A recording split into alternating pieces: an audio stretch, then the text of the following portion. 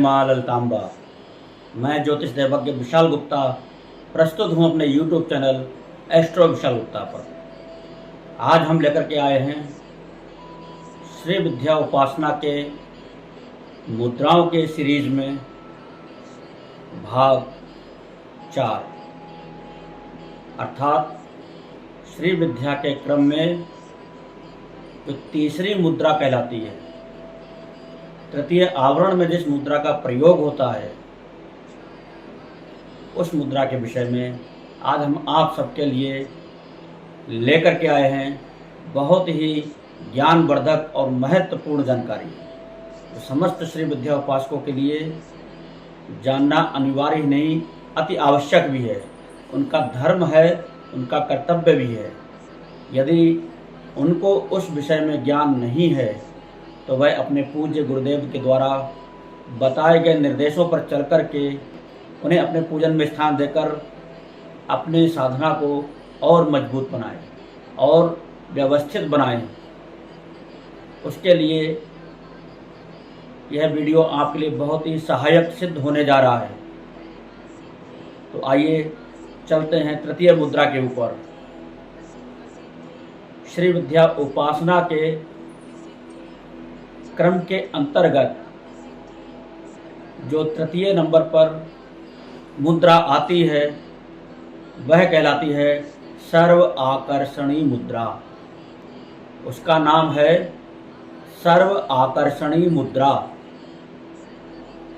इस मुद्रा का अर्थ इसके नाम से ही बहुत ही ज़्यादा स्पष्ट होता जा रहा है।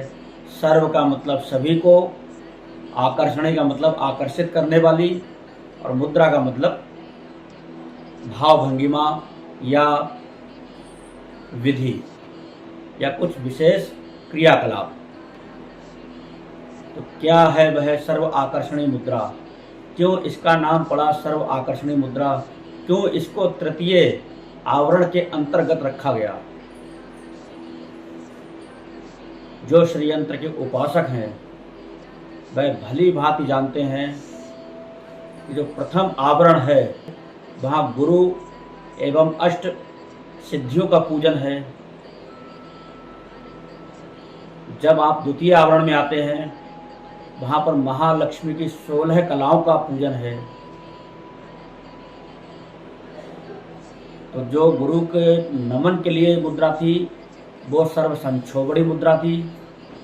जो महालक्ष्मी के पूजन के लिए मुद्रा थी वह सर्व विद्रावणी मुद्रा थी। और अब आती है सर्व आकर्षणी मुद्रा। जिन लोगों ने भी श्री यंत्र का अध्ययन बहुत ही गहनता से किया होगा, बड़े ही गहराई के साथ उसमें उतरे होंगे श्री यंत्र में, तब उन्होंने पाया होगा कि द्वितीय आवरण में जो 16 पंखुड़ियाँ हैं, षोडश दल कमल विराजमान है, उनमें जो शक्तियाँ हैं वह भी आकर्षणी शक्तियाँ हैं। सारी आकर्षणी शक्तियाँ द्वितीय आवरण में हैं।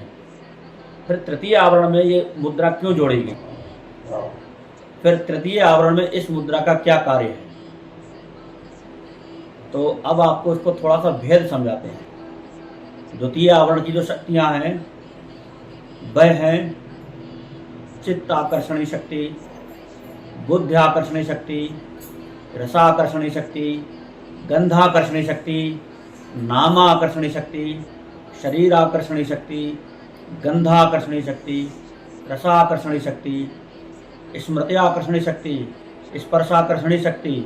इस प्रकार से मिलाते हुए 16 प्रकार की जो महालक्ष्मी की कलाएं हैं वह सब आकर्षणी शक्तियां ही तो हैं। फिर इस मुद्रा का प्रयोग द्वितीय आवरण में क्यों नहीं किया गया? क्योंकि महालक्ष्मी को आकर्षित नहीं किया जा सकता।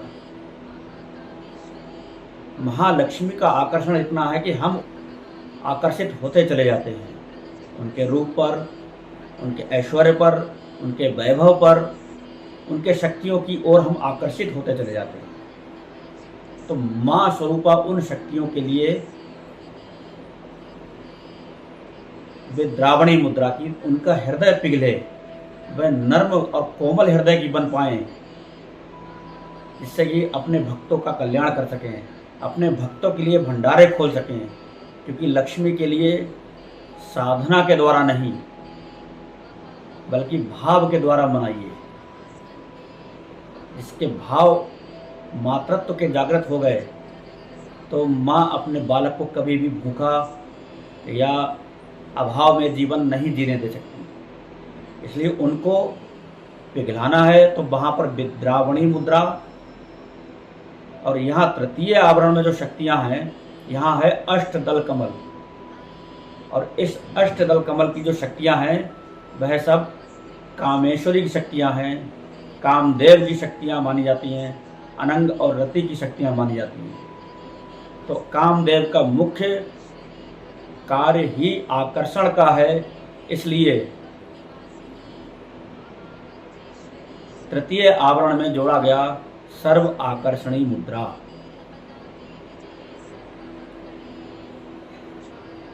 अनंग मेखले, अनंग मदने, अनंग मदनातुरे, अनंग वेगनी, अनंग रेखनी।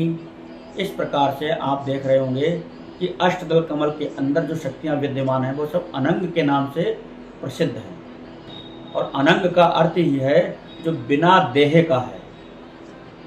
यहाँ पर दैहिक आकर्षण की बात नहीं हो रही है, यहाँ पर उस आकर्षण की बात हो रही है जहाँ पर देह बहुत पीछे है।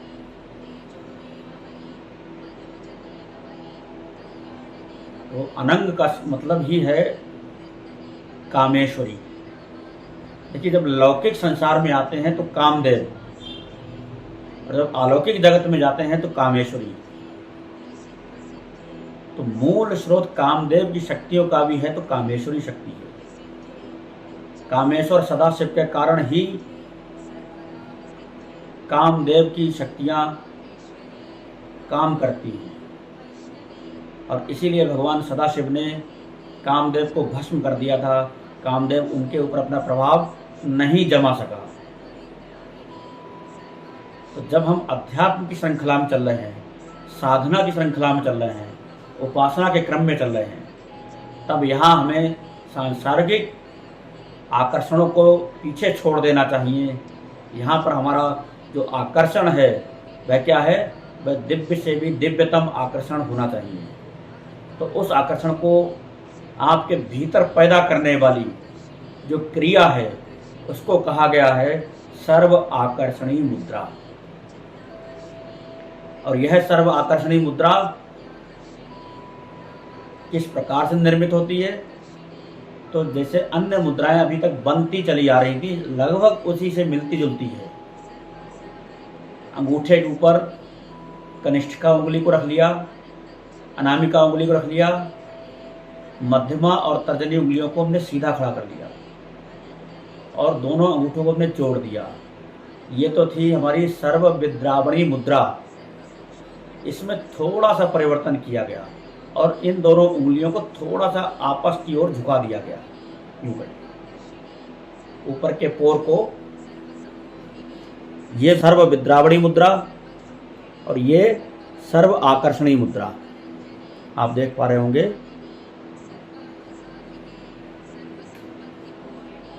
सर्व आकर्षणी मुद्रा।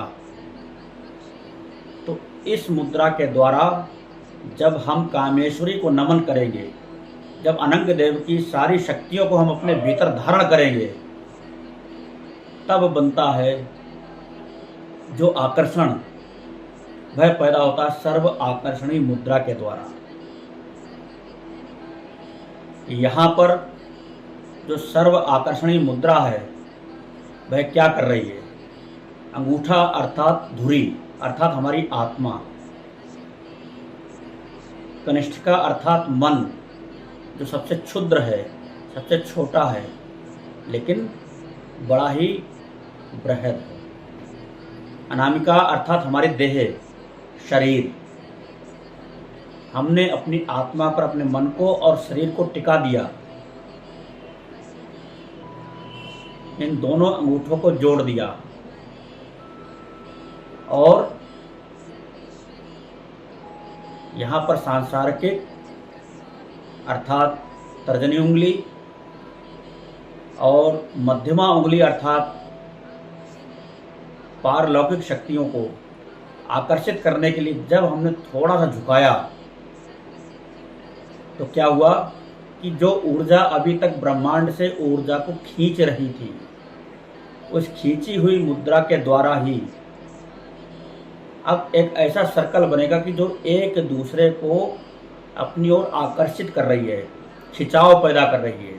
हम ऐसा दर्शा रहे हैं अपनी उंगलियों के माध्यम से कि ये दोनों सीधी उंगलियां खिंचते हुए एक दूसरे के करीब आना चाहती हैं, एक दूसरे के समीप पहुंच रही हैं। ये है सर्व आकर्षणी मुद्रा। तो यहाँ से जो शक्ति होगी वह क्या करेगी? समस्त प्रकार के दिव्य, अलौकिक एवं पारलौकिक जगत की शक्तियों को आपकी ओर स्वतः ही आकर्षित करना प्रारंभ कर देंगी। आप नहीं चाहते हैं कि किसी का आकर्षण आपकी तरफ हो। आप ये भी नहीं चाहते हैं कि हम किसी को आकर्षित कर लें, लेकिन त्रैलोक्य की शक्तियां आप पर मोहित हो जाएं, आपके लिए अपने द्वार खोल दें, अपने प्रेम के भाव पैदा कर दें, तो समझ लेना आप जो दिव्य कृपा पात्र साधक बनेंगे वह संसार में कोई दूसरा नहीं हो सकता। तो यह है सर्व आकर्षणी मुद्रा का मुख्य कार्य कि जो देव शक्तियों को अपनी ओर आकर्षित करे। सबसे पहले नंबर, आपने अपने मन के दुखों को मिटाया सर्व संक्षोभणी मुद्रा से। फिर सामने वाले मन को पिघलाया अपने प्रति सर्व विद्रावणी मुद्रा से। अब उनको आकर्षित कर लिया सर्व आकर्षणी मुद्रा से। ये श्री यंत्र की जो श्रृंखला चल रही है, जब तक आप बिंदु तक पहुंचेंगे आप देखेंगे धीरे धीरे आप उस दिव्य पराशक्ति माँ पराम्बा, ललिताम्बा, त्रिपुर सुंदरी के लिए, राज राजेश्वरी के लिए अपने बहुत समीप प्राप्त करेंगे, अपने भीतर प्राप्त करेंगे। यही इन मुद्राओं का विज्ञान है कि आप स्वयं में श्री यंत्र बन जाएं, स्वयं में माँ भगवती की समस्त शक्तियाँ आपके भीतर विद्यमान हो जाएं और उनका पूरा साम्राज्य आपकी यह देह बन जाए, आपकी यह आत्मा बन जाए। यहाँ पर जो सर्व आकर्षणी मुद्रा के लिए बीज मंत्र प्रयुक्त किया गया है वह है क्लीम। आधा का कबूतर वाला, ला लट्टू वाला, बड़ी की मात्रा और बिंदी। इस प्रकार से जो शब्द बना उसको कहते हैं क्लीम। क्लीम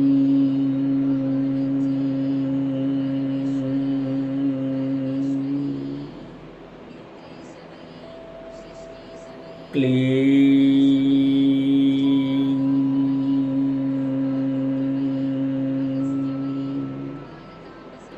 मुद्रा को निर्मित करे रहेंगे, बीज मंत्र क्लीम का मानसिक जप करते रहेंगे और श्री यंत्र की समस्त देवियों का वंदन पूजन जो तृतीय आवरण में स्थित हैं करते रहेंगे। जहाँ पर एक रहस्य और उद्घाटित करना चाहूँगा कि यह क्लीम बीज मंत्र क्यों प्रयुक्त हुआ इस आकर्षणीय विद्या के अंदर। आपने देखा होगा कि भगवान श्री कृष्ण के बीज मंत्र को अगर जो आप देखेंगे, उनके मंत्रों को देखेंगे तो क्या है कि ओम क्लीम कृष्णाय नमः, ओम क्लीम कृष्णाय वासुदेवाय गोपीजन वल्लभाय नमः। इस प्रकार से उनके मंत्रों का निर्माण हुआ है। तो उसमें जो क्लीम बीज मंत्र प्रयुक्त हुआ है यह आकर्षण के लिए हुआ, क्योंकि कृष्ण वही है जो आकर्षण कर सके। आपने देखा होगा कि भगवान श्री कृष्ण जिस समय जन्म लिया तो पूतना जैसी राक्षसनी भी आकर्षित हो गई। बड़े बड़े देवता इंद्र ब्रह्म आदि भी आकर्षित होने लगे। भगवान सदाशिव भी आकर्षित हो गए और गौ माता तो आकर्षित थी ही थी। तो जहाँ पर चेतन ब्रह्म और जड़ समस्त सृष्टि आकर्षित होने लगे, वह पावर है क्लीम बीज मंत्र की। इसीलिए इसको सर्व आकर्षणी मुद्रा कहा गया है, जो सबको आकर्षित कर सके, चाहे वह जड़ पदार्थ हो, चाहे वह चेतन जीव हो। क्लीम बीज मंत्र श्रीमद् देवी भागवत महापुराण के अंतर्गत महाकाली को भगवान श्री कृष्ण के रूप में अवतार लेना बताया गया है, जिस कारण से महाकाली का बीज मंत्र है क्लीम, क्योंकि त्रैलोक्य मोहन की शक्ति महाकाली के पास है। सर्व सुंदर, सर्वांग सुंदरी, त्रिपुर सुंदरी महाकाली ही है। इसलिए क्लीम बीज मंत्र तृतीय आवरण में प्रयुक्त किया जा रहा है, जो समस्त जीवों को, समस्त प्राणियों को, समस्त देव शक्तियों को आकर्षित करने में सक्षम है।